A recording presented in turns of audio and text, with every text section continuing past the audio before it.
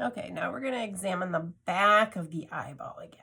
Okay, so here's the back of the eyeball. Again, remember in the back, this heavy tissue right here, that is the optic nerve, carrying all those impulses from the retina to your brain. Okay, now what I want you to do is you're just sort of going to kind of move this tissue around, and you're going to find the spot. Okay, do you see that? Okay, right there. Okay, that spot, okay, just remove part of the retina, but this is still remaining. You see this right here? See where that attaches?